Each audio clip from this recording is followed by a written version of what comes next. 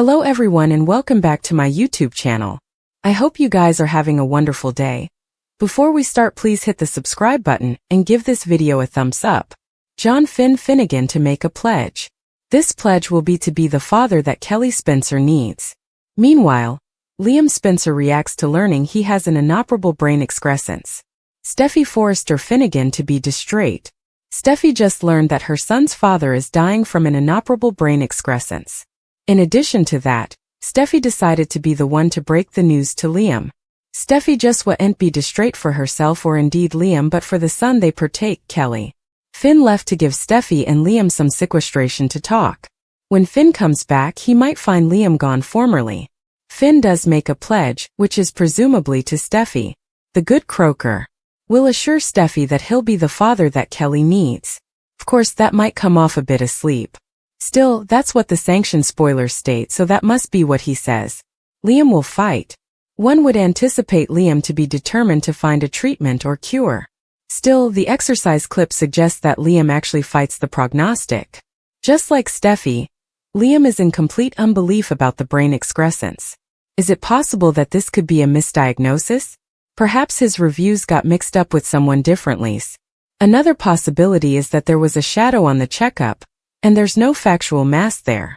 Wouldn't they've noticed this during the exigency brain surgery? What happens after Liam gets the news? Right now, Liam is in shock and we know he goes into denial. Still, does he go back to the sanitarium? Or could he end up going nearly differently? After news like this, I'm not sure if I would go back to the sanitarium. I would worry about no way getting out of there. Liam might also decide he needs to negotiate certain effects before he can die. Now, how is Steffy going to explain what's wrong to others? Steffy will try to cover, but she might not be successful.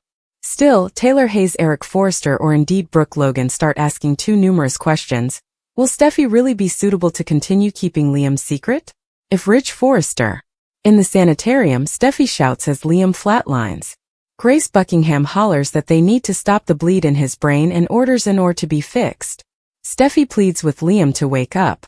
She gets a palpitation and Steffy urges Liam to keep fighting as he's wheeled out the door and into surgery.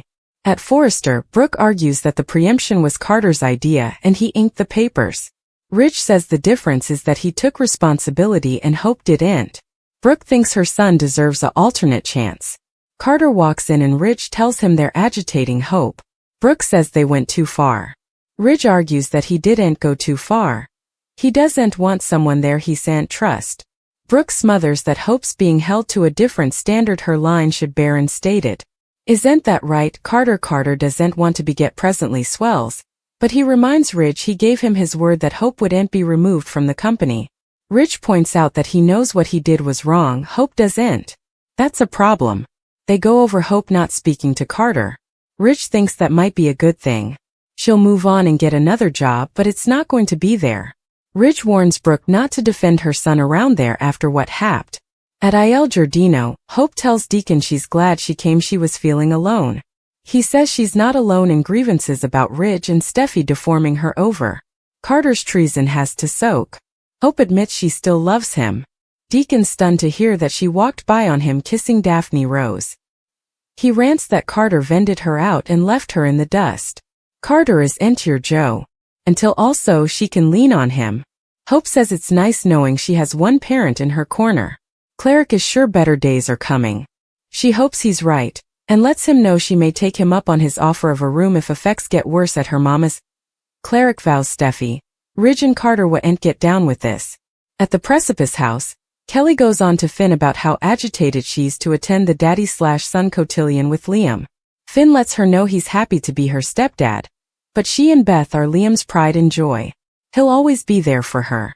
They start to wonder why Steffy and Liam aren't there yet. Finn's sure it's nothing to worry about. At the sanitarium, Steffy joins Grace and Liam after the surgery. Buckingham explains they released some of the pressure, but he's not out of the forest land yet. Steffy's relieved to hear that he's stabilized and tells her unconscious partner that she's there with him. Grace warns he's still extremely critical. You'll need to look after him nearly. Steffy nods, of course, and tells Liam he's going to be okay. Grace says he's stable at the moment, but effects could change in a moment. The stylish case script is that the bleeding resolves on its own, however, He may need a more complex surgery, if not. Steffy's alarmed to hear that it's possible he could have brain damage. Buckingham warns that the longer he stays unconscious, the lower chance he has of making a full recovery. He needs to wake up. Steffy sits at his bedside and tells Liam he has to open his eyes and wake up. "Liam," she cries, "please wake up." At the precipice house, Finn, looking concerned, sends a textbook to Steffy wondering where she's and telling her Kelly's going down to Rachel's until she gets home. He adds, "Is everything okay?" At the sanitarium, Grace tells Steffy there's further than one point of impact on Liam's scans. However, he wouldn't have made if she had got there. A many twinkles latterly. "Liam, Spencer owes you his life." Steffy pleads with Liam that he has to wake up. So numerous people need him and are counting on him. Kelly and Beth love their daddy so much. He makes them feel safe and defended. "I need you too, and indeed though we're not together presently, we will always be clicked for life." Their son and their recollections will always connect them. She flashes through their love and asks again, "Please wake up." She pleads with him to open his eyes and takes his hand. Suddenly Liam begins to come around. Steffy tells Grace, "I suppose he's back." Buckingham tells the case he's in the sanitarium. Steffy says, Liam, I'm then." "It's me." He squeezes her hand to let her know he can hear her voice. Steffy heartbreaks with relief. In the design office, Carter thinks about Hope, as Hope thinks about him at Il Giardino. She remembers him covenanting he wouldn't let her fall and them expressing their love. In the design office, Carter shakes his head.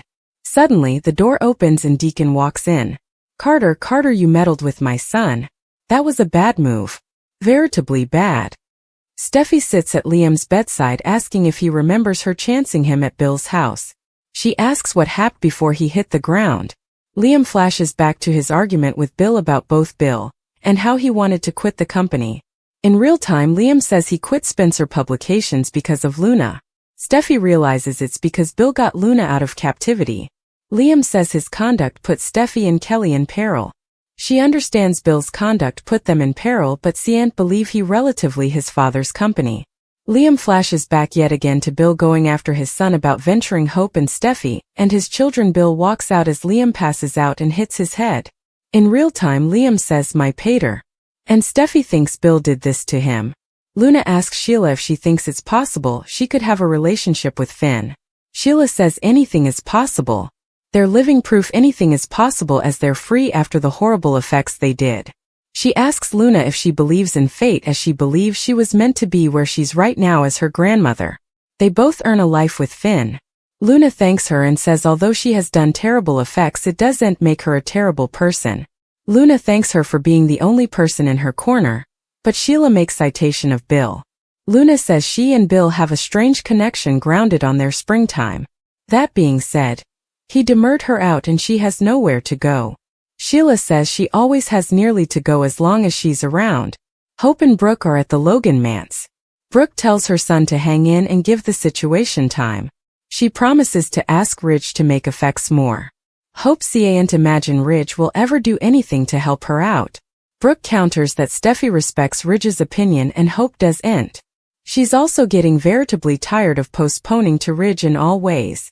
Further, Hope understands why her mama constantly defers to Ridge but is growing tired of the situation herself. She doesn't understand why her mama doesn't suppose she's enough and continues to look to Ridge for some kind of blessing.